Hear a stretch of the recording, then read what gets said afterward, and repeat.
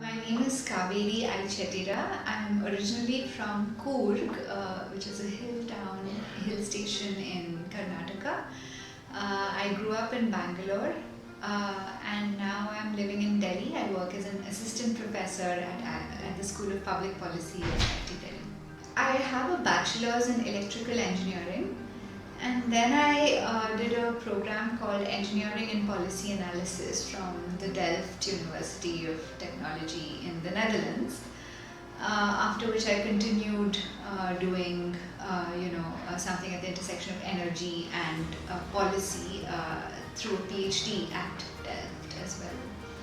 And my motivation began very early. One was that I thought energy is something we'll always need. So it will always remain an important part of our life and economy. So, but also as I grew up, the conversation about climate change and the energy transition was also gaining ground, and then it just fascinated me and interested me to be part of this big transition while also helping the environment. Yeah, so actually I remember this one book that I read, actually two books. The Thomas Friedman's book called The World is Flat. It was a very popular book in the early 2000s. And then he immediately followed it up with this book called Hot, Flat and Crowded. And I read these books when I was in the third year of my engineering, I think, during my summer holidays. And it just inspired me so much and taught me how much policy plays a role in making a difference to the way we live, our choices that we make both at a country level and at an individual level. And so that inspired me to shift to the policy of energy, and so that was one instance. Another was that I applied to this. We were in college. It was very nice to go to college fests. So there was this interesting college fest happening at IIT Madras, where they organized a sustainability symposium. And then I wrote a little essay which got selected there. And I met this fantastic group of young people from very different backgrounds who were all at the sustainability symposium. And we were given problems to solve. So one problem that we looked at, a group of us looked at, was rural electrification. And we wrote a short report over a period of like 3 or 4 days. Well, I can't promise that report helped achieve rural electrification, but I met a fantastic group of people, contemporaries, who went on to do very interesting things, and then that network sort of helped me grow in this space, in the sustainability energy space. So I build models and simulations to study how the energy transition may progress, and the hope is that the models and simulations and the analysis we do helps decision makers design policies, design strategies for whatever pathways and targets we want to achieve. So while I started off as a modeler, I'm now working with much more qualitative techniques. So we do surveys and interviews and case studies to understand lived experiences of people and how that can feed into our decision making regarding the big policies about the energy transition. So on a daily basis, I teach, I mentor, I work with a lot of young people and help them become independent, creative problem solvers. And I think that's to me the most interesting and amazing part of my job, where it's not just me addressing a certain solution, a certain problem, but helping other people gain the independence and creativity and the skills and the talent they need to address these big questions, right? But apart from that, there's fundraising, there's project management, there's working through the bureaucracy at IIT Delhi, and having very interesting conversations with some wonderful colleagues. So yeah, that's what I do on a daily basis. What an international education gave me was the ability to be an independent and critical thinker. So it taught me to separate data from facts and values. It taught me how to build an argument. It taught me the importance of presenting an argument.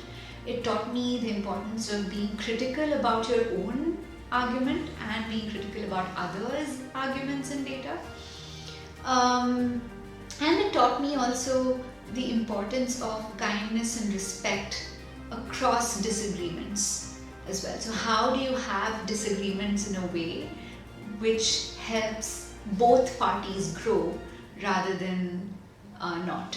So those are some of the skills that an international education gave me, and I think they've helped me in great stead.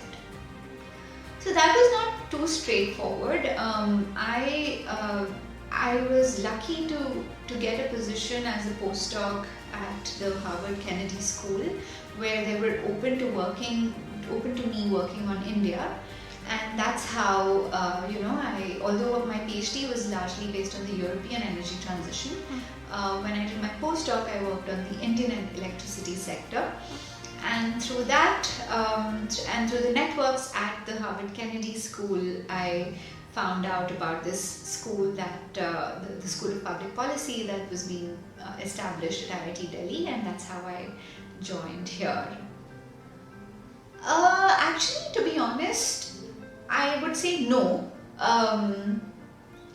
Maybe this is a reflection of my privilege, I don't know, but I guess the challenges are that you have to work hard and nothing is given to you on a platter, and you have to go find opportunities for yourself, and once you get those opportunities, make sure that you're making the best use of them, while of course paying attention to your health and family and all of that. So I wouldn't say that I faced difficulty getting into this sector. Maybe it was also because of my electrical engineering background, which helped me, which made me a natural fit in many of these, in the energy sector broadly. Yeah, I think my leadership style is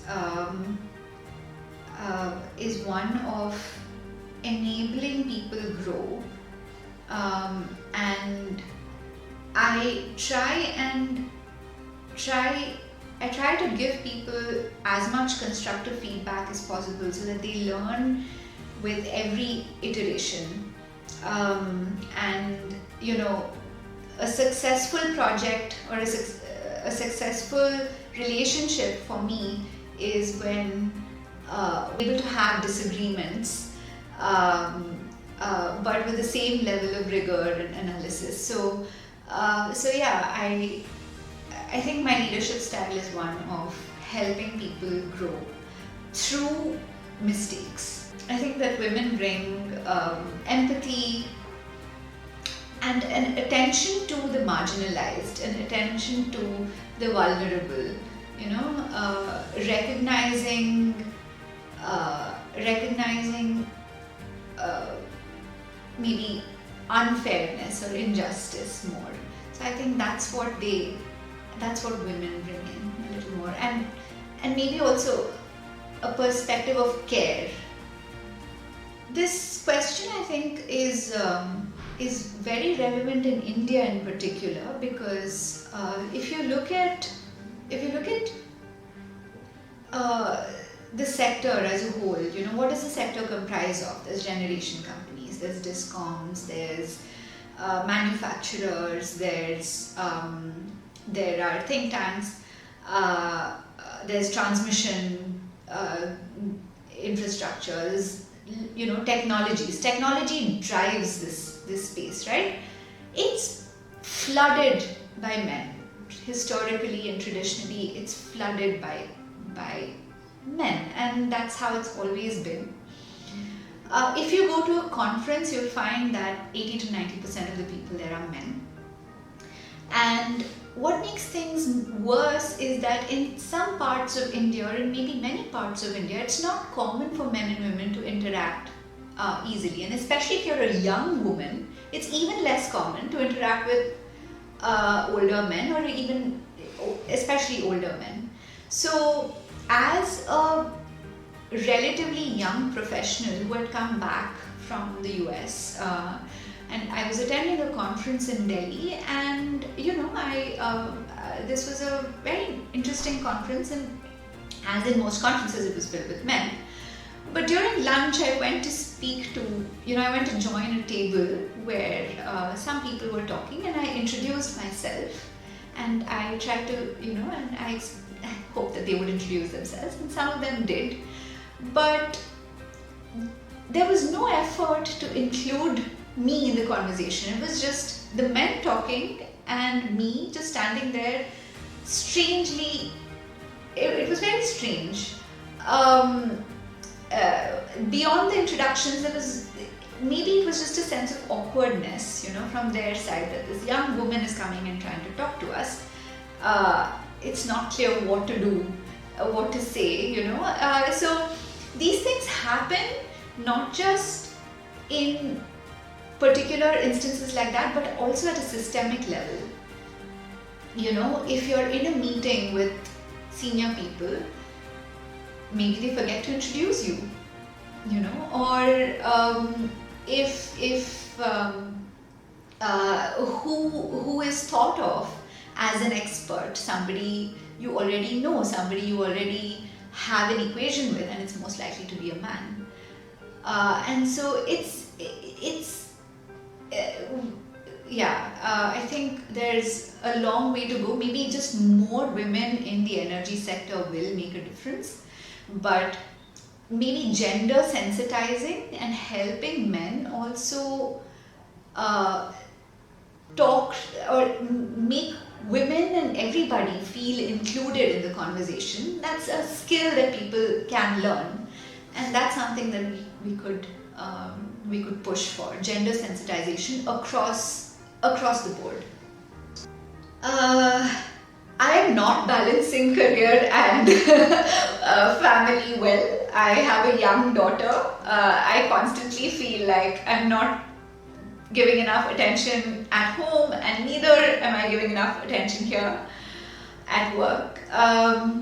But my advice is take help. Ask for help. If you want to maintain a career while you want to have a family, you cannot do it without the help of a good husband. So choose your husbands well. Rely on your family, your in-laws, your parents, your cousins and siblings. Learn to trust people around you. Learn to hire a nanny, but if it doesn't work out, figure out how to work with someone to make sure that you can trust them. Building trust with people around you is essential to be able to do whatever you need to do, either at work or at home. And don't feel guilty. So this is advice I'm telling myself. Don't feel guilty, but try and be efficient. So while you're at work, block off a few hours and be efficient, get as much done as possible. When you're at home, just don't think about work, completely focus on home, and take breaks, get refreshed, enjoy your weekends, enjoy your evenings. That's what will give you the energy to sustain in the long run. Well, I think even knowing that there are other people going through these similar challenges is already, it already makes one feel lighter, makes one feel less alone. So, what you're doing, building a network of women professionals in this space is already a good step in this direction. But beyond that, I think it's a systemic issue. It's a cultural issue. Women should not have to bear the burden of childcare and family all by themselves. And so that's something that all of us have to work on. Maybe that's a question for beyond the energy sector. So I hope that the people who are working with me become bright shining lights, leading their own big research groups or whatever professional targets and ambitions they have, and that they really contribute to making the energy transition just, inclusive, fair, and provide sharp and credible and rigorous insights towards the energy transition. Identify good professional programs. So in the modeling space, you need to know a little bit, you need to know, of course, the basics of the energy sector. The physics behind the energy sector, some basic level of understanding about what is power, energy, some technologies, but beyond that, you also need to get a good education. There are lots of master's programs which offer specialized courses in energy modeling. I think just explore different universities which offer these courses. There's also lots of options on Coursera and so on. IIT Delhi itself has a lot of energy modeling courses. But it's important not just to stick to the maths and the engineering. It's important to understand how economics plays a role, how people play a role, how actors and their interests play a role. If you really want to make a difference to how decisions are made, you need to understand the role of people in running the energy sector, the role of the incentives they have, and the economics underlying different decisions. I joined the Energy Dozen because I thought that some of the problems we spoke about earlier, problems like women being underrepresented in the energy sector, is an important problem to address, and your initiative can address this problem. Now, a representation of women is a worthy goal in and of itself, but it's also important because women bring the angle of care, women bring the angle of empathy and fairness, and research has shown that this is true, that women take decisions differently, they look at problems differently, and so I think it's good that I think that this initiative, just bringing women together, and is an important start, and then using these women who are together to inspire other younger people is essential, and thank you for doing it. I think it'll lead to better decisions and a better transition.